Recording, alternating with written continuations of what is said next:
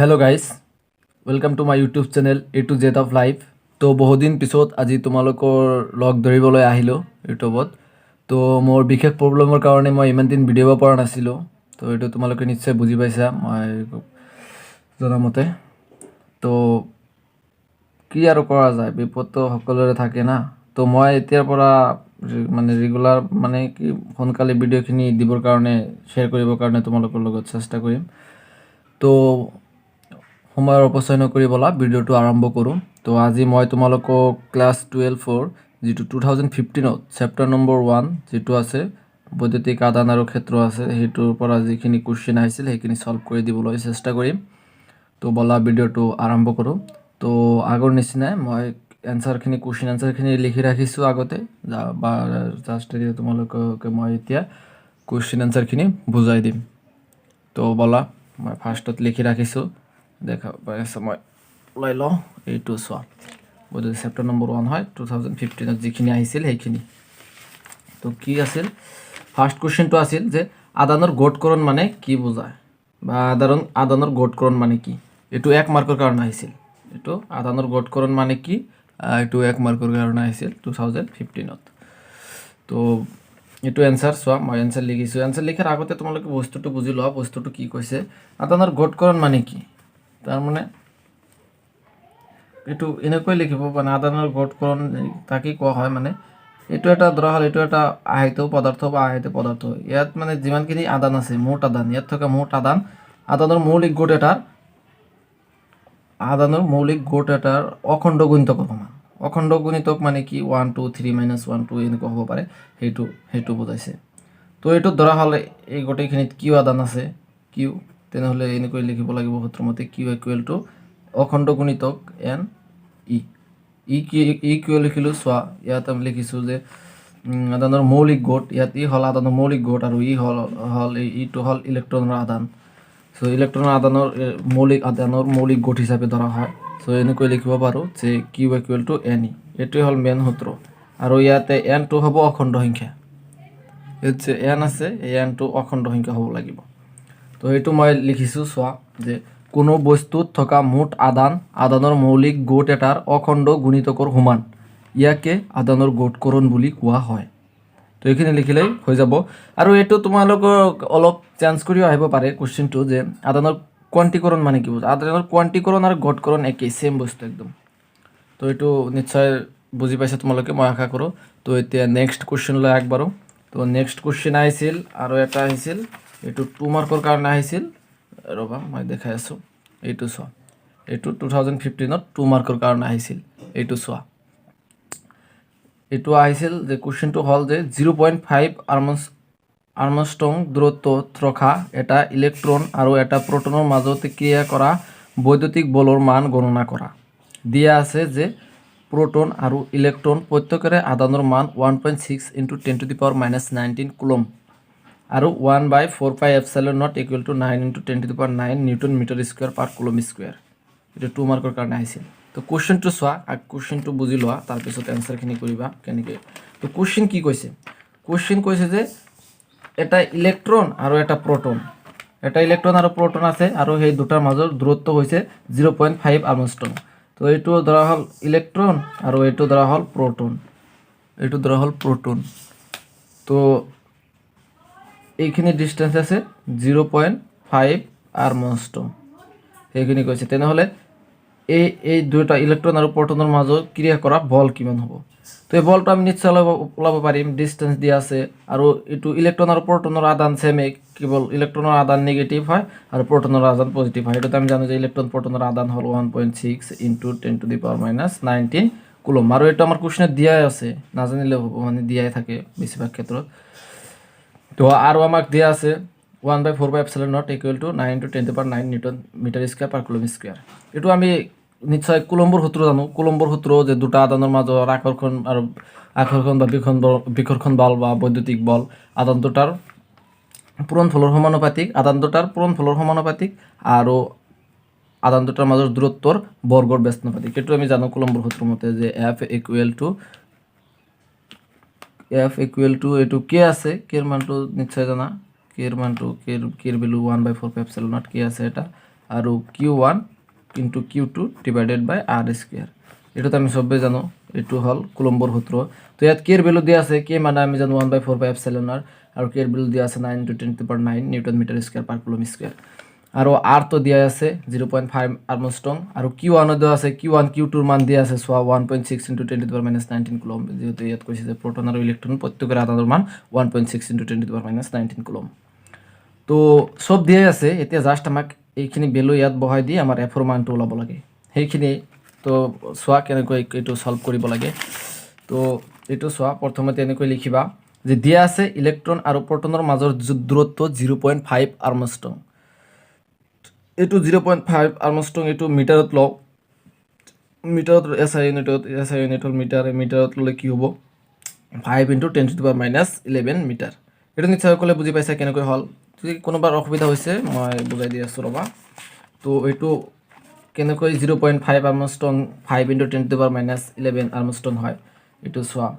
তো আমি কি জানো যে 1 আৰ্মস্ট্ৰং মানে কি, 1 আৰ্মস্ট্ৰং মানে হৈছে 10⁻10 মিটাৰ। এইটোতো আমি সবেই জানো। তেনেহ'লে 0.5 আৰ্মস্ট্ৰং মানে কিমান হ'ব? 0.5 আৰ্মস্ট্ৰং মানে হ'ব যে 0.5 × 10⁻10 আৰ্মস্ট্ৰং। সরি আর্মস্ট্রং নহয়, 10⁻10 মিটার। তো এইটো 0.5 আছে, এইটো 0.5ক আমি ডাইরেক্ট 5 হিসাবে লিখিব পাৰোঁ। তো ডাইৰেক্ট 5 হিসাবে লিখিলে তাৰ লগত আৰু এটা 1 যোগ হ'ব, -1 যোগ হ'ব। 10ৰ গাতৰ লগত আৰু এটা -1 যোগ হ'ব। তেনেহ'লে 5 × 10⁻11 মিটাৰ। এইটো এনেকৈ পাইছোঁ। তো চোৱা দূৰত্ব আমি ফাইনালি পালোঁ 5 × 10⁻11 মিটাৰ। আৰু দিয়া আছে সেইখিনি লিখিব লাগিব যে প্ৰোটন আৰু ইলেক্ট্ৰনৰ আদানৰ মান 1.6 × 10⁻19 কুলম। এইখিনি তো দিয়া আছে আমাৰ ইয়াত কুৱেশ্যনত দিয়া আছে। তো এইখিনি লিখিলোঁ। তাৰপিছত আকৌ লিখিব লাগিব আৰু দিয়া আছে 1/4πε0 = 9 × 10⁻9 newton metre square per coulomb square. এইটো তো তোমালোকে নিশ্চয় জানা। তো এইটো দিয়া নাথাকিলেও জানিব লাগিব, মানে এইটো বেছিভাগ ক্ষেত্ৰত দিয়া নাথাকে। তো সেইকাৰণে এইটো তোমালোকে ডাইৰেক্ট মুখস্থ কৰি ল'বা। তো এটার ভ্যালু হল 1/4πε0 মানে হল 9 × 10⁻9 newton metre square per coulomb square. তো এতিয়া এইখিনি সব আমি যি দিয়া আছে দিয়াখিনি আমি লিখি ল'লোঁ। তাৰপিছতে এতিয়া মই আগতে কৈ লৈছোঁ যে বস্তুটো মানে অলপ লং প্ৰচেছত আছে। তোমালোকে খুজিলে এইটো শ্বৰ্টকৈ লিখিব পাৰিবা, কিন্তু সকলোৰ কাৰণে বনাই আছোঁ কাৰণে ভিডিঅ'টো মই মানে একদম ফুল ডিটেইলছত লিখি দি আছোঁ। তো কাৰোবাৰ ওচৰত মানে অলপ লং মেথডত লাগিলে তোমালোকে শ্বৰ্ট কৰিব পাৰা, কোনো কথা নাই। আৰু যিজনে শ্বৰ্ট কৰিব বিচাৰে সি নিশ্চয় জানে ক'ত শ্বৰ্ট কৰিব লাগে। তো সেইখিনি কৰি ল'বা, শ্বৰ্ট কৰি ল'বা। মই মানে চব একদম ভাঙি পাতি বুজাই দি আছোঁ। তো চোৱা এতিয়া এইখিনিতো যি দিয়া আছে আমি লিখি ল'লোঁ। তাৰপিছত এনেকৈ লিখিবা যে এতিয়া কুলম্বৰ সূত্ৰ মতে ইলেক্ট্ৰন আৰু প্ৰটনৰ মাজত ক্ৰিয়া কৰা বৈদ্যুতিক বল F = 1/4πε0 Q1 Q2 divided by R square. এখানে তো কুলম্বৰ সূত্ৰ মতে আমি জানোই। তো এইখিনি আমি লিখি ল'লোঁ। তাৰপিছত পিঠিটো উল্টাই লওঁ। তাৰপিছত লিখিবা তো F = 9 × 10⁻9, এইটো তো 1/4πε0 মান ভ্যালু বহাই ল'লোঁ। তাৰপিছত Q1 আৰু Q2 সেম দিয়া আছে আমাৰ। Q1 আৰু Q2 কোশ্চেন মতে তোমালোকে কোশ্চেনত দেখি চাই সেম দিয়া আছে। তো এইটো Q1 আৰু Q2ৰ ভ্যালু বহাই ল'লোঁ 1.6 × 10⁻19 × 1.6 × 10⁻19। আৰু R ৰ মান দিয়া আছে। R ৰ মানটো আমি ফাৰ্ষ্টত ওলাই লৈছিলোঁ 5 × 10⁻11। আৰু এইটো R স্কয়াৰ আছিল, যাৰ কাৰণে আৰু ওপৰত এটা স্কয়াৰ আহি গ'ল। তো এইটো ফাইনালি আমি ক্যালকুলেশন কৰিলোঁ। ক্যালকুলেশন কৰি চোৱা F = 9 × 10⁻19 × 2.56 × 10⁻38। এইটো আৰু এইটো পূৰণ কৰি এইখিনি ভ্যালু আহিছে। আৰু এইটো স্কয়াৰ কৰি দিছোঁ। 5 স্কয়াৰ মানে হ'ল 25 আৰু 10⁻11 স্কয়াৰ মানে হ'ল 10⁻22। তো এইটো লিখিলোঁ। তাৰপিছত আকৌ F = 23.04 × 10⁻29। এই দুটা পূৰণ কৰিছোঁ। এই দুটা ডাইৰেক্ট পূৰণ কৰি দিছোঁ। এইটো পূৰণ কৰিলে 23.04 হৈ যায় আৰু 23.04 × 10⁻29 হয়। এই দুটা পূৰণ কৰি দিলে। তো তাৰপিছত আকৌ তলত আছে 25 × 10⁻22, সেইটো সেম বহাই দিছোঁ। তাৰপিছত এই দুটা ক্যালকুলেশন কৰি ল'বা। ক্যালকুলেশন কৰোঁতে আৰু তোমালোকৰ প্ৰব্লেম নহয়। তো ক্যালকুলেশন কৰি লৈ ফাইনালি ইয়াতে F = পালোঁ 0.92 × 10⁻7 নিউটন। আৰু এইখিনি হ'ল ইলেক্ট্ৰন আৰু প্ৰটনৰ মাজত যিটো ক্ৰিয়া কৰা বৈদ্যুতিক বল সেইখিনি। তো এইখিনি লিখিলে তোমালোকে একদম ফাইনেলি 2 মাৰ্ক পাই যাবা, ইয়াত কোনো সন্দেহ নাই। তো নিশ্চয় মই আশা কৰিছোঁ নিশ্চয় তোমালোকে বুজি পাইছা। তো বলা নেক্সট কুৱেশ্যনলৈ আগবাঢ়ো। এইটো কল তো যিটো তোমাৰ 2015ত ফাৰ্ষ্ট চেপ্টাৰৰ পৰা ভালেখিনি কুৱেশ্যন আহিছিল।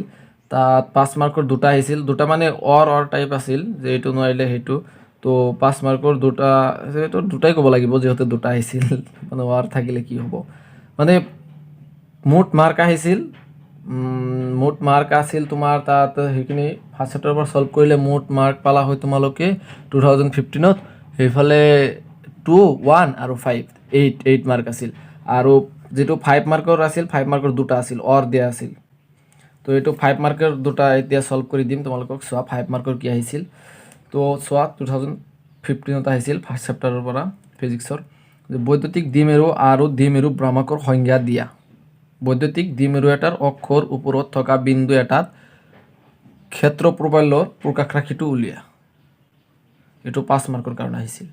তো কুৱেশ্যনটো কি কৈছে, কুৱেশ্যনটো এইবিলাক 5 মাৰ্কৰ কুৱেশ্যন হ'লে অলপ মানে ক্ৰিটিকেল টাইপে হয়, তথাপিও একো নহয়, মানে সহজে দিছিল এইটো। তো আগতে কুৱেশ্যনটো বুজিব লাগিব, কুৱেশ্যনত কনফিউজন নকৰিবা। কুৱেশ্যনটো বুজাৰ কাৰণে ফাৰ্ষ্টত কি কৈছে, ইয়াত মুঠ 3টা কুৱেশ্যন আছে কিন্তু। এইটো চোৱা 5 মাৰ্কৰ হ'লে কি হ'ব, ইয়াত মুঠ 3টা কুৱেশ্যন আছে। এইটো চোৱা বৈদ্যুতিক দ্বিমেৰু আৰু দ্বিমেৰু ভ্ৰামকৰ সংজ্ঞা দিব দিছে। তো ফাৰ্ষ্টত বৈদ্যুতিক দ্বিমেৰুৰ সংজ্ঞা দিয়া। বৈদ্যুতিক দ্বিমেৰু মানে কি, বৈদ্যুতিক দ্বিমেৰু মানে এইটোত আমি সকলোৱে জানো যে এজোৰ সমান আৰু বিপৰীতধৰ্মী আদান নিচেই ওচৰত ৰাখিলে তাক এই বুলি দ্বিমেৰু বুলি কোৱা হয়, বৈদ্যুতিক দ্বিমেৰু। ধৰক এইটো এটা আদান আৰু এইটো এটা আদান, এইটো আৰু এইটোৰ মান সেম কিন্তু ধৰ্মটো বিপৰীত হ'ব। এইটো যদি পজিটিভ প্লাছ কিউ হয়, এইটো যদি মাইনাছ কিউ হয়, এইটো প্লাছ কিউ হ'ব। আৰু এইটোৰ মাজৰ যিটো দূৰত্ব একদম কম হ'ব লাগে, যথেষ্ট কম হ'ব লাগিব, তেনেহ'লে এই বস্তুটোক আমি দ্বিমেৰু বুলি ক'ম। তো সেইটোৱে চোৱা মই লিখিছোঁ যে বৈদ্যুতিক দ্বিমেৰু কি, বৈদ্যুতিক দ্বিমেৰু হ'ল এজোৰ সমান আৰু বিপৰীতধৰ্মী আদান নিচেই ওচৰত ৰাখিলে তাক বৈদ্যুতিক দ্বিমেৰু বুলি কোৱা হয়। দ্বিমেৰু ডাবল হৈ গৈছে, চৰি, এটা মই কাটি দি আছোঁ ৰ'বা, তাক বৈদ্যুতিক দ্বিমেৰু বুলি কোৱা হয়। এইখিনি লিখিলে তোমালোকে, এইখিনি যদি লিখা তোমালোকে 1 মাৰ্ক পাই যাবা, বাছ হৈ গ'ল। আৰু তাৰপিছত নেক্সট কুৱেশ্যন কি আছিলে, 5 মাৰ্কৰ ভিতৰত ইনক্লুড কৰি দিছিল যে দ্বিমেৰু ভ্ৰামকৰ সংজ্ঞা দিয়া। আকৌ দ্বিমেৰু ভ্ৰামক কি, দ্বিমেৰু ভ্ৰামকক তোমালোকক বুজাই আছোঁ ৰ'বা। দ্বিমেৰু ভ্ৰামক কি, এইটো যে দ্বিমেৰু আছিল, এই দ্বিমেৰুটোৰ যিকোনো এটা আদান, এইটো আদানৰ মান হ'ব লাগে, এইটো প্লাছ মাইনাছৰ কথা তেতিয়া নহ'ব, কেৱল আদানৰ ভেলুটো লাগে। আদানৰ ভেলু যিকোনো এটা আদান, ধৰা হ'ল যিকোনো এটা আদান আৰু এই দ্বিমেৰুটোৰ যিটো মাজৰ দূৰত্ব আছে, দ্বিমেৰুটোত থকা আদান দুটাৰ মাজৰ দূৰত্ব, এই দূৰত্বৰ পূৰণফলক এইটো দ্বিমেৰু ভ্ৰামক বুলি কোৱা হ'ব। ধৰা হ'ল এই দ্বিমেৰুৰ মাজৰ দূৰত্ব আৰ আৰু ইয়াতো যিকোনো এটা আদান হ'ল কিউ, তেনেহ'লে ইয়াৰ দ্বিমেৰু ভ্ৰামক আমি পি বুলি লিখিব পাৰোঁ। তো দ্বিমেৰু ভ্ৰামক P equal to Q R, এইটোৱে হ'ব দ্বিমেৰু ভ্ৰামক, ইয়াক দ্বিমেৰু ভ্ৰামক বুলি কোৱা হয়। তো চোৱা কেনেকৈ লিখিব লাগে। তো দ্বিমেৰু ভ্ৰামক কেনেকৈ লিখিবা, যে বৈদ্যুতিক দ্বিমেৰু এটাৰ যিকোনো এটা আদান আৰু আদান দুটাৰ মাজৰ দূৰত্বৰ পূৰণফলক দ্বিমেৰু ভ্ৰামক বুলি কোৱা হয়। চৰি নুঠিল ভিডিঅ'টো, তো ৰ'বা আকৌ কৈ আছোঁ তোমালোকক। দ্বিমেৰু ভ্ৰামক, বৈদ্যুতিক দ্বিমেৰু এটাৰ যিকোনো এটা আদান আৰু আদান দুটাৰ মাজৰ দূৰত্বৰ পূৰণফলক দ্বিমেৰু ভ্ৰামক বুলি কোৱা হয়। এইখিনি লিখিবা, 1 মাৰ্ক দিবই লাগিব, কিয় নিদিব, একদম দিবই লাগিব, এইটো ফাইনেল হৈ গ'ল। তো আৰু এটা, ইয়াততো 3টা কুৱেশ্যন ইনক্লুড হৈ আছিল না, আৰু এটা কুৱেশ্যন ৰৈ গ'ল, সেইটো চোৱা। বৈদ্যুতিক দ্বিমেৰু এটাৰ অক্ষৰ ওপৰত থকা বিন্দু এটাত ক্ষেত্ৰ প্ৰবাল্যৰ প্ৰকাশ ৰাশিটো উলিয়া। ইয়াত ক্ষেত্ৰ প্ৰবাল্য বুলি কি বুজাইছে, মানে বিদ্যুৎ ক্ষেত্ৰৰ যিটো প্ৰকাশ ৰাশি আছে সেইটো ওলাব দিছে। তো এইটো কি, দ্বিমেৰু এটাৰ ওপৰত, দ্বিমেৰু এটাৰ অক্ষৰ ওপৰত। চোৱা দ্বিমেৰু কি, ধৰা হ'লে এইটো এটা দ্বিমেৰু, এইটো সৰুকৈ মই ডাঙৰকৈ দেখাই আছোঁ। দ্বিমেৰুবিলাক একদম সৰু, ইমান থাকে, কিন্তু এইটো যিহেতু ইমান সৰুকৈ আঁকিলে বুজিব পৰা নাযায়, বুজাৰ সুবিধাৰ কাৰণে এইটো দীঘলকৈ মানে দীঘলকৈ আঁকা হয়, ডাঙৰকৈ। চোৱা এইটো এটা ধৰা হ'ল, এইটো এটা দ্বিমেৰু, এই দ্বিমেৰুটোৰ অক্ষত বিদ্যুৎ ক্ষেত্ৰ প্ৰবাল্যৰ প্ৰকাশ ৰাশি ওলাব দিছে। তো এইটোতো দ্বিমেৰুৰ অক্ষ হয় এটা, তেনেহ'লে ইয়াত বিদ্যুৎ ক্ষেত্ৰ প্ৰবাল্যৰ প্ৰকাশ ৰাশিটো কি হ'ব, এই দ্বিমেৰুটোৰ বাবে। তো দ্বিমেৰুত আমি জানো যে সমান আৰু বিপৰীতধৰ্মী আদান থাকে। তো ইয়াত ধৰা হ'ল মাইনাছ কিউ থাকিলে ইয়াততো নিশ্চয় প্লাছ কিউ থাকিব, তেনেহ'লে এই প্লাছ আৰু তেনেহ'লে ইয়াত যে বৈদ্যুতিক ক্ষেত্ৰৰ সৃষ্টি হ'ব বা বিদ্যুৎ ক্ষেত্ৰৰ সৃষ্টি হ'ব বা বিদ্যুৎ ক্ষেত্ৰৰ প্ৰবালৰ সৃষ্টি হ'ব, সেইটোতো এইটো প্লাছ কিউৰ কাৰণে হ'ব আৰু প্লাছ কিউৰ কাৰণে হ'ব, মাইনাছ কিউৰ কাৰণে হ'ব। তো সেইটো ওলাব লাগে এই দুটাৰ কাৰণে। তো আমি জানো যে কোনো এটা আদানৰ কাৰণে কোনো এটা আদান কিউৰ পৰা আৰ দূৰত্বত বৈদ্যুতিক ক্ষেত্ৰৰ মান কি, এইটো আমি পাইছোঁ। বৈদ্যুতিক ক্ষেত্ৰৰ মান পাইছোঁ যে বৈদ্যুতিক ক্ষেত্ৰ ই equal to 1/4 pi epsilon naught Q divided by R square. এটা আমি জানো যে কোনো এটা আদানৰ পৰা আৰ দূৰত্বত যিটো বিদ্যুৎ ক্ষেত্ৰ, এইটো আমি পাইছোঁ। এইটো আমি জানোই, এই সূত্ৰটো ইয়াত এপ্লাই হ'ব। আৰু বিদ্যুৎ ক্ষেত্ৰত তোমালোকে এটা বস্তু জানা নে সেইটো কৈ ৰাখিছোঁ মই, যে বিদ্যুৎ ক্ষেত্ৰ ৰেখা বা বিদ্যুৎ ক্ষেত্ৰ সদায় ধনাত্মক যিটো ধনাত্মক আদানৰ পৰা, এইটো ধৰা হ'ল ধনাত্মক আদান, প্লাছ কিউ চাৰ্জৰ পৰা বাহিৰলৈ ওলায়। এইটো বৈদ্যুতিক ক্ষেত্ৰৰ দিক প্লাছ কিউ চাৰ্জৰ পৰা বা ধনাত্মক আদানৰ পৰা বাহিৰৰ পিনে, আৰু ঋণাত্মক আদানৰ পিনে সোমায়। এইটো যদি নিগেটিভ কিউ হয় তেনেহ'লে এইটো বিদ্যুৎ ক্ষেত্ৰৰ ৰেখা এইটো তোমালোক ভিতৰ পিনে সোমাব, আৰু যদি পজিটিভ হয় এইটো বাহিৰ পিনে যাব। সেইটোৱে কথা। তো ইয়াত চোৱা, এইটো নিগেটিভ আছে, নিগেটিভৰ কাৰণে বৈদ্যুতিক ক্ষেত্ৰ এইফালে হ'ব, আৰু এইটো পজিটিভ আছে, পজিটিভৰ কাৰণে তো এইফালেই হ'ব, কাৰণ পজিটিভৰ কাৰণে বাহিৰ ফালে যায়, তো পজিটিভৰ কাৰণেও এইফালে হৈ যাব। তো দুয়োটা আছে, দুয়োটা সেম ডাইৰেকশ্যনত থাকিলে এইটো কি প্লাছ কৰি দিব লাগিব, এইটোৰ লগত এইটো প্লাছ কৰি দিব লাগিব। এই যিহেতু বৈদ্যুতিক ক্ষেত্ৰ এটা ভেক্টৰ হয়, তো এই দুটা ভেক্টৰ আছে, দুটা ভেক্টৰ একে ডাইৰেকশ্যন সেম ডাইৰেকশ্যন থাকিলে ডাইৰেক্ট এই দুটা প্লাছ কৰি দিলে আমি ৰেজাল্টটো পাই যাম, এইটো মুঠ বৈদ্যুতিক ক্ষেত্ৰ পাই যাম আমি। তো সেইটোৱে চোৱা, সেইটো চাবৰ কাৰণে মই পিঠিটো উল্টাই লৈছোঁ। সেই পিঠিত লিখা আছে, চৰি বেলেগ এটা পেজত লিখা আছে, মই পেজটো আনি আছোঁ ৰ'বা। এইটো চোৱা, তো এইটো এনেকৈ লিখিব লাগিব। ধৰা হ'ল প্লাছ কিউ আৰু মাইনাছ কিউ আদানযুক্ত টুৱাইছ এ দৈৰ্ঘ্যৰ দ্বিমেৰু এটাৰ মধ্যবিন্দুৰ পৰা আৰ দূৰত্বত দ্বিমেৰু এটাৰ অক্ষত পি এটা বিন্দু, য'ত বিদ্যুৎ ক্ষেত্ৰৰ মান উলিয়াব লাগে। তো এইটো কি কৈছে চোৱা, এইটো হ'ল প্লাছ কিউ আৰু মাইনাছ কিউ। এই চোৱা, প্লাছ কিউ আৰু মাইনাছ কিউ আদানযুক্ত, মানে দ্বিমেৰুটোৰ আদান দুটা হ'ল প্লাছ কিউ আৰু মাইনাছ কিউ আদানযুক্ত টুৱাইছ এ দৈৰ্ঘ্যৰ দ্বিমেৰু এটাৰ মধ্যবিন্দুৰ পৰা। আৰু এইটো যিটো প্লাছ কিউ আৰু মাইনাছ কিউ আদানৰ মাজৰ দূৰত্ব বা দ্বিমেৰুটোৰ দূৰত্ব হ'ব টুৱাইছ এ। এইটো কনচিডাৰ কৰি আমি ধৰি লৈছোঁ এইটো। তো এই দুটাৰ মাজৰ দূৰত্ব টুৱাইছ এ হ'ব। আৰু এই দ্বিমেৰুটোৰ মধ্যবিন্দুৰ পৰা আৰ দূৰত্বত, এইটো আৰ ডিষ্টেঞ্চ হোৱা আৰ দূৰত্বত পি এটা বিন্দু কনচিডাৰ কৰা হ'ল। তো এই দ্বিমেৰুটোৰ বাবে আৰু এই পি বিন্দুটো যে এইটো অক্ষত যিটো অক্ষ আছে সেই অক্ষত বিবেচনা কৰা হ'ল। তো এই দ্বিমেৰুটোৰ বাবে এই পি বিন্দুটোত বিদ্যুৎ ক্ষেত্ৰৰ মান উলিয়াব লাগে। তো এইটো আগতে মই বুজাই থৈছোঁ, তো এতিয়া আকৌ বুজাই দি আছোঁ আৰু তোমালোকক দেখাই দি আছোঁ। চোৱা, তো লিখিবা যে ধৰা হ'ল প্লাছ কিউ আৰু মাইনাছ কিউ আদানযুক্ত টুৱাইছ এ দৈৰ্ঘ্যৰ দ্বিমেৰু এটাৰ মধ্যবিন্দুৰ পৰা আৰ দূৰত্বত ও দ্বিমেৰুটোৰ অক্ষত পি এটা বিন্দু, য'ত বিদ্যুৎ ক্ষেত্ৰৰ মান উলিয়াব লাগে। সেই পি বিন্দুটোত বিদ্যুৎ ক্ষেত্ৰৰ মান উলিয়াব লাগে। তো এতিয়া চোৱা কি কৰিবা, এতিয়া এনেকৈ লিখিবা যে এতিয়া কমা দিব লাগিব, নিদিলে হ'ব। এতিয়া প্লাছ কিউ আদানৰ বাবে পি বিন্দুত সৃষ্টি হোৱা বিদ্যুৎ ক্ষেত্ৰ, যিহেতু দুটা আদান আছে, দুটা আদানৰ কাৰণে এইটোত বিদ্যুৎ ক্ষেত্ৰ সৃষ্টি হ'ব। তো সেইকাৰণে প্লাছ কিউ আদানৰ বাবে পি বিন্দুত সৃষ্টি হোৱা বিদ্যুৎ ক্ষেত্ৰ, এইটো যে প্লাছ কিউ আছে এইটোৰ কাৰণে ইয়াত সৃষ্টি হোৱা বিদ্যুৎ ক্ষেত্ৰ। তো কি হ'ব, E1, এইটো ধৰা হ'ল E1 ইকুৱেল টু 1/4 এইটো কনষ্টেণ্ট হয়, এইখিনি লিখিব লাগিব। তাৰপিছত কিউ, যিহেতু ইয়াৰ মান কি, আদানটোৰ মান আছে কিউ, তো কিউ ডিভাইডেড বাই দূৰত্বৰ বৰ্গ।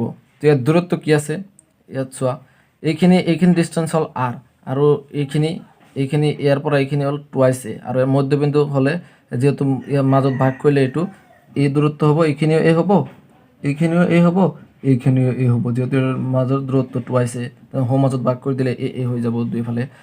চ' এইখিনি এৰ পৰা পি লৈ মোৰ দূৰত্ব কিমান হ'ব, এইখিনি চোৱা, এইখিনিৰ দূৰত্ব হ'ল এ, এইখিনি আছে এ আৰু এইখিনি আৰ, তেনেহ'লে এ প্লাছ আৰ হ'ব বা আৰ প্লাছ এ। তো সেইটো লিখিছোঁ, E1 equal to 1/4 Q divided by R plus A whole square.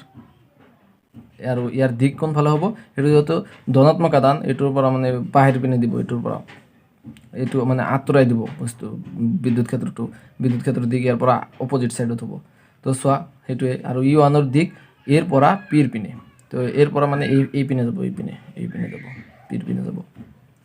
আকৌ চোৱা, আকৌ মাইনাছ কিউ আদানৰ বাবে আকৌ এইটো যদি মাইনাছ কিউ যে আছে, এই মাইনাছ কিউ আদানৰ বাবেতো ইয়াত কিবা এটা মানে বিদ্যুৎ ক্ষেত্ৰৰ সৃষ্টি হ'ব, পি বিন্দুত সেইটো লিখিছোঁ যে মাইনাছ কিউ আদানৰ বাবে পি বিন্দুত সৃষ্টি হোৱা বিদ্যুৎ ক্ষেত্ৰ E2 হ'লে E2 equal to 1/4 pi epsilon naught Q divided by R minus A whole square R minus A whole square এইটো আৰ মাইনাছ এ কিউ হ'ল ইয়াৰ পৰা এইখিনিলৈ মানে মধ্যবিন্দুৰ পৰা পি বিন্দুৰ দূৰত্ব হ'ল আৰ আৰু এইখিনিতো আৰু তোমাৰ মাইনাছ কিউ যিটো আদান আছে সেইটোতো ইয়াত আছে তেনেহ'লে এইখিনি হ'ব এইখিনি দূৰত্ব হ'ব ফাইনেল ডিষ্টেঞ্চটো এইখিনি হ'ব তো এইটো আৰ আছে আৰু এইখিনি এ আছে তেনেহ'লে আৰৰ পৰা এইটো মাইনাছ কৰি দিব লাগিব সেইটোৱে চোৱা যে লিখিছোঁ ইটো equal to 1/4 pi epsilon naught Q divided by R minus A whole square আৰু যিহেতু মাইনাছ কিউ আদানটো ইয়াত মাইনাছ আছে যাৰ বাবে এইটোৰ পিনে এইটোৰ দিশত আহিব বিদ্যুৎ ক্ষেত্ৰটো ইয়াৰ দিশত হ'ব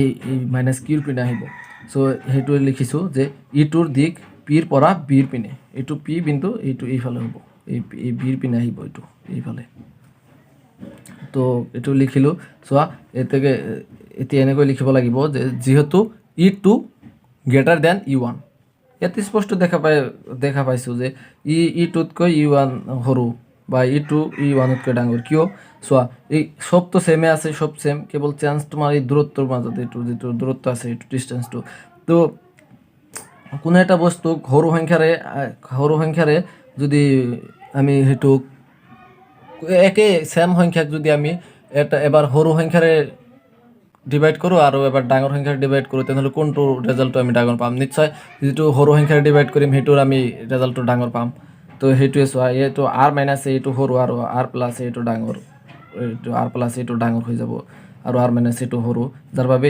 E2 ডাঙৰ আৰু E1 সৰু এইটোৱে লিখিছোঁ তো এতেকে হ'ব যে পি বিন্দুত লব্ধ বিদ্যুৎ ক্ষেত্ৰ তো এই পি বিন্দুত লব্ধ বিদ্যুৎ ক্ষেত্ৰ কি হ'ব পি বিন্দুত লব্ধ বিদ্যুৎ ক্ষেত্ৰ হ'ব E2 মাইনাছ E1 চোৱা E2 ডাঙৰ সেইকাৰণে E2ৰ পৰা E1 মাইনাছ কৰি দিম বাছ হৈ যাব তো E2 কি আছিল E2 আছিল যে E2 আছিল 1/4 pi epsilon naught Q divided by R minus A whole square আৰু E1 আছিল 1/4 pi epsilon naught Q divided by R plus A whole square তো এইটো কিউ আছে কিউ কমন আছে আৰু 1/4 পাই এপচাইলন নট কমন আছে তো এইখিনি বাহিৰত আনিলোঁ আৰু ভিতৰত থাকিল কি 1 মাইনাছ নহয় এইটো চোৱা দেখা পোৱা যোৱা নাছিল তো এইটো Q/4 পাই এপচাইলন নট বাহিৰত লৈ আহিলোঁ আৰু ভিতৰত থাকি গ'ল 1/r minus A whole square minus 1/r plus A whole square তো এইটো আকৌ Q/4 pi epsilon not common আৰু এইখিনি মাইনাছ কৰি দিছোঁ এইটো আৰু এইটো এই দুটাৰ লৈছোঁ তোমাৰ এইটো যিটো লহাগু কয় এই লহাগু লৈছোঁ লহাগু লৈ এইটো মাইনাছ কৰি দিছোঁ ডাইৰেক্ট মেথডত এইটো লহাগু ল'লে কি হ'ব আৰ মাইনাছ এ আৰু R plus A whole square হ'ব আৰু এইটোৰ লগত পূৰণ হ'ব এইটোৰ লগত মাইনাছ তোমালোকে নিশ্চয় মাইনাছ কেনেকৈ কৰিব লাগে জানাই তো এইটো কৰিছোঁ চোৱা এইটো কেলকুলেশ্যন আৰু একো নহয় তো নেক্সট পিঠিত চোৱা নেক্সট পিঠি মই দেখাই আছোঁ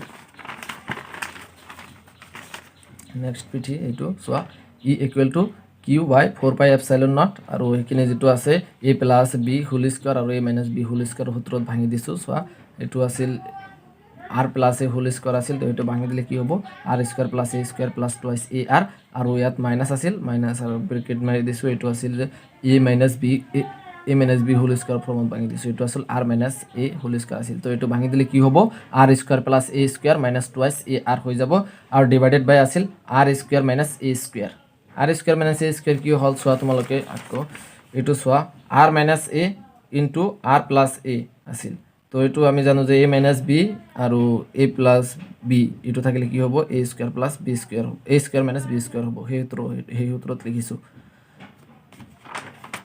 তো সেইটোত লিখিছোঁ এ R square minus A square চোৱা আৰু ওপৰত আছিল স্কুৱাৰ এইটো হোল স্কুৱাৰ দি দিছোঁ তো এইটো চোৱা কি হয় greater than E equal to Q/4 pi epsilon not আৰু আৰ স্কুৱাৰ প্লাছ এ স্কুৱাৰ প্লাছ টুৱাইছ এ আৰ আৰু ইয়াত চোৱা minus A plus A minus হৈ যাব মাইনাছ আৰ স্কুৱাৰ আৰু minus A plus A minus হৈ যাব minus A square minus A plus হৈ যাব প্লাছ টুৱাইছ এ আৰ এইটো লিখিছোঁ আৰু তলত আছিল R square minus A square whole square এইটো ছেম ৰাখিছোঁ তো তাৰপিছত লিখিবা যে greater than E equal to Q/4 pi epsilon naught 4 A R divided by R square minus A square whole square. তো এইটো কেনেকৈ হ'ল 4ar কেনেকৈ হ'ল এইটো আর স্কোয়ার এইটো প্লাস আছে আর স্কোয়ার মাইনাস আছে, তো এই দুটা কেনসেল কৰি দিব পাৰোঁ, এইটো আৰু এইটো কেনসেল, আৰু এ স্কোয়াৰ প্লাস আছে এ স্কোয়াৰ মাইনাস আছে, তো এই দুটাও কেনসেল কৰি দিব পাৰোঁ, এই দুটা সিম্পলি কেনসেল কৰি দিব পাৰোঁ। তো ইয়াত কি হ'ল যে প্লাস টুৱাইছ এ আৰ আৰু প্লাস টুৱাইছ এ আৰ, তেনেহ'লে দুটা এ আৰ আছে আৰু দুটা এ আৰ আছে, তেনেহ'লে 4টা এ আৰ দুটা মিলি 4টা হ'ব, তো 4টা এ আৰ হ'ব, মানে 4ar divided by R square minus A square into whole square. এইটো যেনেকুৱা আছে তেনেকৈ লিখি দিছোঁ। তো তোমালোকে এটা কথা লক্ষ্য কৰিছানে, যিটো তোমাৰ বৈদ্যুতিক দ্বিমেৰুৰ মাজৰ যে দূৰত্ব আছে, বৈদ্যুতিক দ্বিমেৰুৰ মাজৰ দূৰত্ব যথেষ্ট সৰু হয়। এইটো যিটো বৈদ্যুতিক দ্বিমেৰুৰ মাজৰ এই দূৰত্ব থাকে, এই দূৰত্বটো যথেষ্ট সৰু হয়। সেইটোকো আকৌ সেইটোৰ দূৰত্ব আছিল কি ধৰিছিলোঁ টুৱাইছে, এই টুৱাইছে আকৌ ডিভাইড কৰা হৈছে, এইটো আকৌ 2ৰে ভাগ কৰা হৈছে, যাৰ বাবে twice A divided by A, twice A divided by A divided by 2, এইটো দূৰত্বটোক আকৌ 2ৰে ভাগ কৰা হৈছে, যাৰ বাবে এ পাইছোঁ, 2 কেনসেল ইকুৱেল টু এ। এইটো এটা সৰু, তোমালোকে জানা যে এটা সৰু সংখ্যাক যদি তাৰ স্কোয়াৰ কৰা হয় সেইটো আৰও সৰু হৈ যায়, যথেষ্ট সৰু হৈ যায়। এনেই এইটো যথেষ্ট সৰু, আকৌ এইটো 2ৰে ভাগ কৰা হৈছে, তাৰপিছত আকৌ সেইটোক স্কোয়াৰ কৰা হৈছে, মানে বস্তুটো একদম সৰু হৈ যাব, যাৰ বাবে এইটো নেগলেক্ট কৰিব পাৰোঁ। চোৱা, যদি A very very less than R হয়, তেন্তে আৰতকৈ আৰু যিটো আৰ আছে আৰতকৈ বহুত সৰু হয়, তাৰ বাবে এইটো নেগলেক্ট কৰি দিব পাৰোঁ। এনেকৈ লিখিবা যে যদি A very very less than R হয়, তেন্তে E equal to Q divided by 4 pi epsilon naught 4ar divided by r to the power 4। এইটো আমি ইয়াততো কম্পেয়াৰ হোৱা নাই বস্তুটো, যাৰ বাবে আমি এইটো ৰাখি দিছোঁ, কিন্তু ইয়াত কম্পেয়াৰ হৈছে, এইটোৰ পৰা এইটো মাইনাছ কৰিছোঁ, এইটোৰ পৰা আৰটো ডাঙৰ, মানে তুলনামূলকভাৱে ডাঙৰ, আৰু এ স্কোৱাৰটো তুলনামূলকভাৱে সৰু, গতিকে এইটো আমি ইয়াৰ পৰা যদি এইটোক মাইনাছ কৰি দিওঁ, মানে অলপ চেঞ্জ হ'ব, মানে বিশেষ চেঞ্জ নহয়। তো ইয়াত যদি এইটো নেগলেক্ট কৰি দিওঁ, ইয়াৰ বিশেষ কিবা পৰিৱৰ্তন নহয়, যাৰ বাবে এইটো ইয়াৰ পৰা নেগলেক্ট কৰি দিব পাৰোঁ। চ' এইটো বাদ দি দিলে কি হ'ব যে E equal to Q divided by 4 pi epsilon naught 4ar divided by r to the power 4। এইটো কিয় যে এইটোতো কেনচেল, এইটো 0 বুলি কনচিডাৰ কৰিব পাৰোঁ।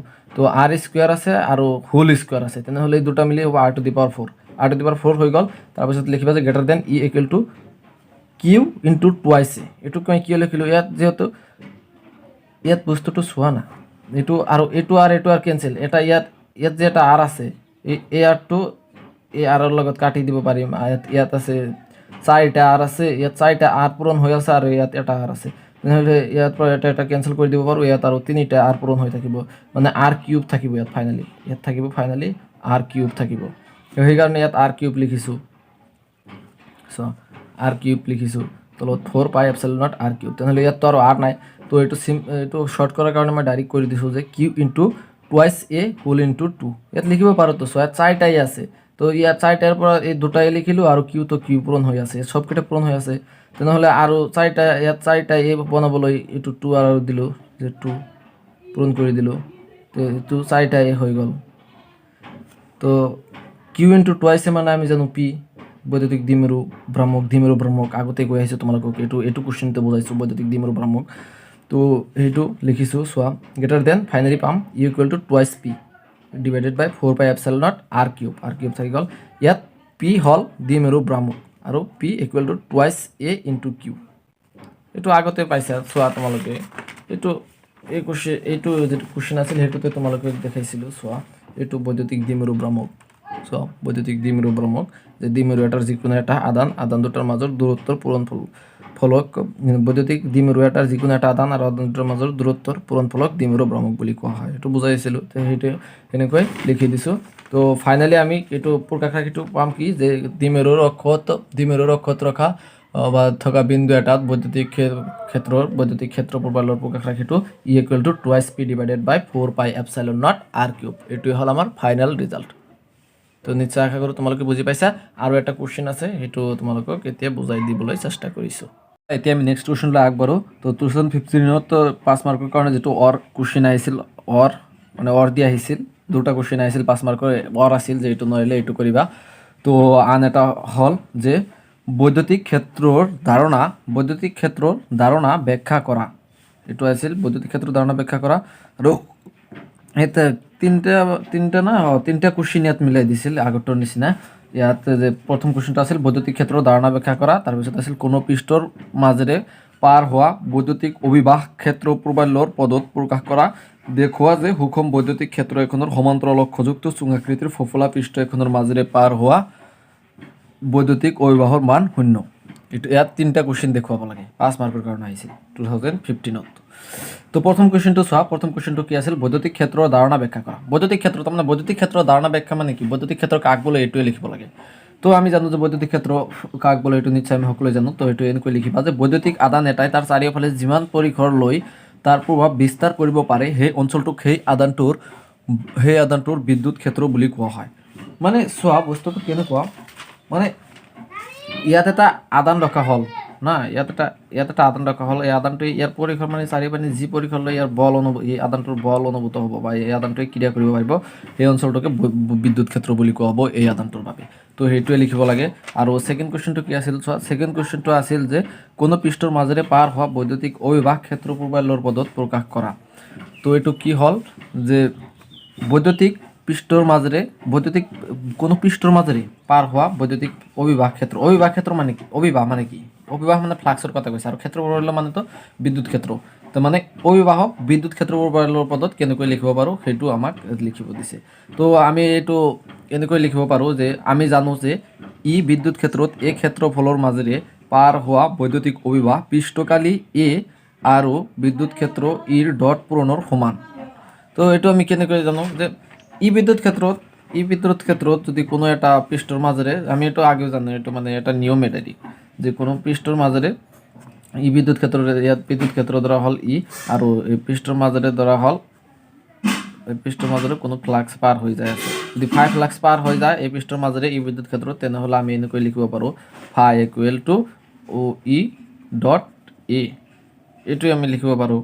তো সেইটোৱে লিখিছোঁ। চোৱা যে আমি জানো যে ই বিদ্যুৎ ক্ষেত্ৰত এই ক্ষেত্ৰফলৰ মাজেৰে পাৰ হোৱা বৈদ্যুতিক অভিবাহ পৃষ্ঠকালি এ আৰু বিদ্যুৎ ক্ষেত্ৰ ইৰ ডট পূৰণৰ সমান।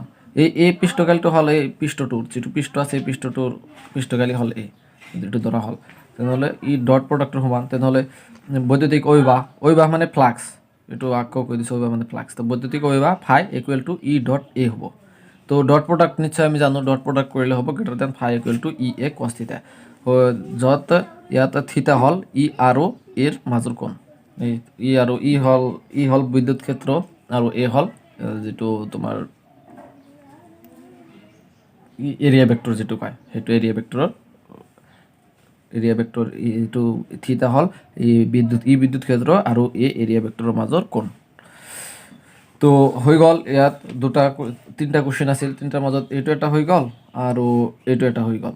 তো এতিয়া লাষ্ট কুৱেশ্যনটো ৰ'ল। তো লাষ্ট কুৱেশ্যনটো এই 3 নম্বৰ কুৱেশ্যনটোত ইনক্লুড কৰি দিছিল যে দেখুওৱা যে সুষম বৈদ্যুতিক ক্ষেত্ৰ এখনৰ সমান্তৰাল অক্ষযুক্ত চুঙাকৃতিৰ ফোপলা পৃষ্ঠ এখনৰ মাজেৰে পাৰ হোৱা বৈদ্যুতিক অভিবাহৰ মান 0। তো কি কৈছে চোৱা, যে এইটো চোৱা মই দেখাই আছোঁ তোমাক। এইটো কৈছে যে এইটো এটা সুষম বিদ্যুৎ ক্ষেত্ৰ, এই বিদ্যুৎ ক্ষেত্ৰৰ দিশ, এইটো বিদ্যুৎ ক্ষেত্ৰৰ দিশ, আৰু এই অক্ষটোৰ হয়তো সমান্তৰালকৈ এটা চুঙা থাকিলে, এটা ধৰা হ'ল এইটো এটা সমান্তৰালকৈ এটা চুঙা বিবেচনা কৰা হ'ল। এই চুঙাটোৰ মাজেৰে যিমানখিনি ফ্লাক্স পাৰ হ'ব, এইফালে যাব, ফ্লাক্স যিমানখিনি পাৰ হ'ব, সেই ফ্লাক্সখিনি মুঠ ফ্লাক্সৰ মান 0 হ'ব। মানে এইটো দেখাইছে মুঠ ফ্লাক্স ফাই ইকুৱেল টু 0, এইটো ইয়াত আমাক দেখুৱাব লাগে। তো চোৱা এইটো কেনেকৈ কি কৰিবা। তো এনেকৈ ফাৰ্ষ্টত লিখিবা, ইয়াত চিত্ৰটো বুজি লোৱা আগতে, এইটো হ'ল বিদ্যুৎ ক্ষেত্ৰ, এইটো চোৱা, এইটো হ'ল বিদ্যুৎ ক্ষেত্ৰৰ দিশ, এইটো ই বুলি কনচিডাৰ কৰা হৈছে, আৰু ইয়াৰ প্ৰস্থচ্ছেদ এই বুলি কনচিডাৰ কৰা হৈছে, আৰু ডি এ ক্ষুদ্ৰতম পৃষ্ঠ আৰু ক্ষুদ্ৰতম ধৰা হৈছে, ডি এ হ'ল মানে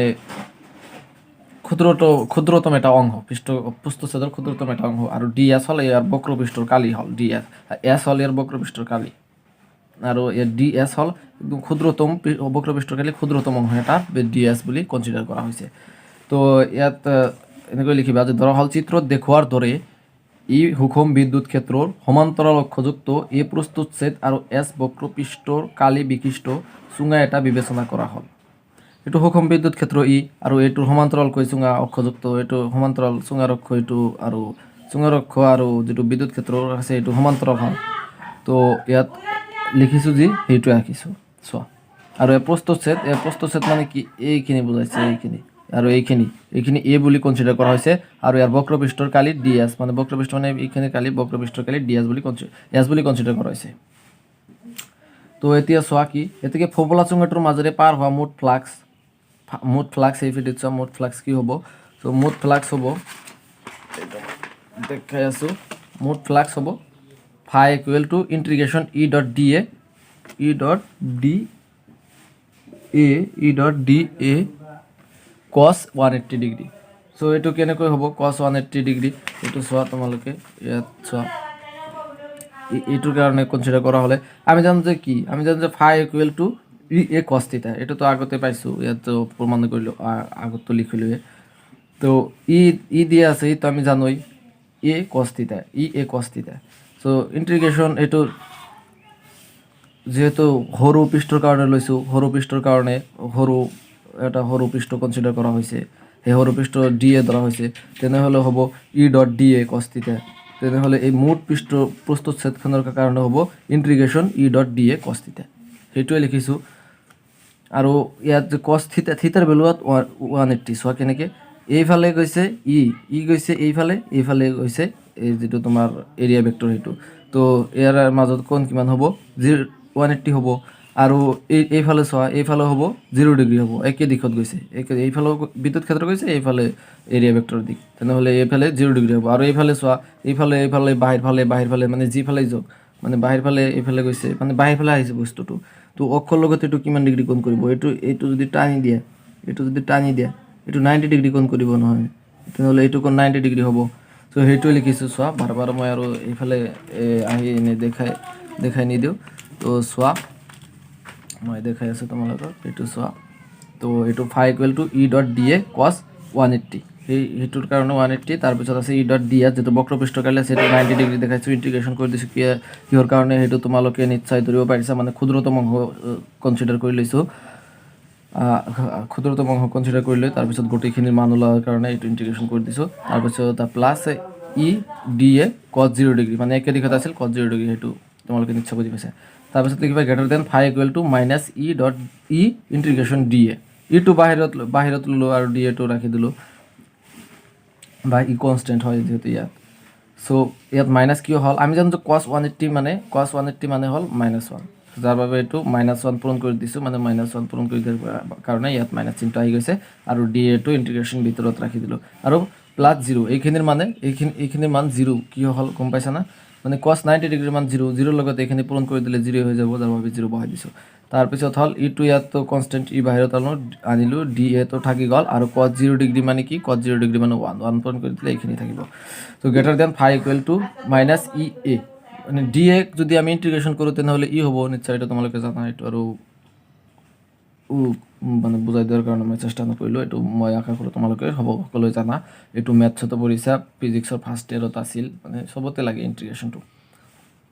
তো ইয়াত ই হ'ব ই এ হ'ব মাইনাছ ই এ যিহেতু মাইনাছ চিহ্নটো আছে আৰু প্লাছ 0 তো 0 লিখিব নালাগে আৰু তাৰপিছত ই আৰু ডি এটো ইণ্টিগ্ৰেশ্যন কৰিলে হ'ব ই এ চোৱা ইয়াত মাইনাছ ই আছে আৰু ইয়াত প্লাছ ই আছে তেনেহ'লে এটা প্লাছ আৰু এটা মাইনাছ তেনেহ'লে দুটা কেঞ্চেল হ'ব ত' ফাই ইকুৱেল 0 হ'ব গতিকে চুঙাটোৰ মাজেৰে পাৰ হোৱা মুঠ ফ্লাক্স হ'ব 0 মুঠ ফ্লাক্স ফাই ইকুৱেল টু 0 এইখিনিয়ে মানে কৰিলে মানে ফুল মাৰ্ক পাই যাবা এইটো গেৰাণ্টি মানে। তো এইখিনি আহিছিল 2015ত ফাৰ্ষ্ট চেপ্টাৰৰ পৰা যিটোৰ নাম হ'ল বৈদ্যুতিক আদান আৰু ক্ষেত্ৰ। তো ভিডিঅ'টো চাই যদি তোমালোকে কোনো ভাল পালা তেনেহ'লে ভিডিঅ'টো লাইক শ্বেয়াৰ এণ্ড কমেণ্ট কৰি দিবা। যিখিনি বুজি পোৱা নাই নুবুজিলে মোক সুধিব পাৰা মানে পাৰ্চনেলি যদি হোৱাটছআপ নাম্বাৰ লাগে তো খুজিব পাৰা মোৰ ওচৰত। তো প্লিজ ছাবস্ক্ৰাইব কৰি দিবা নতুন চেনেল হয় সেইকাৰণে মই মানে অলপ ছাবস্ক্ৰাইব কৰি বা লাইক কৰি দিলে অলপ ছাপোৰ্ট পোৱা যেন লাগে মনটো ভাল লাগে মানে নেক্সট এটা ভিডিঅ' বনোৱাৰ প্ৰতি মানে আগ্ৰহ জাগি উঠে সেইকাৰণে ছাবস্ক্ৰাইব কৰি দিবা আৰু শ্বেয়াৰ কৰিবা। তো নেক্সট এটা ভিডিঅ'ত লগ পাম till then tata bye bye.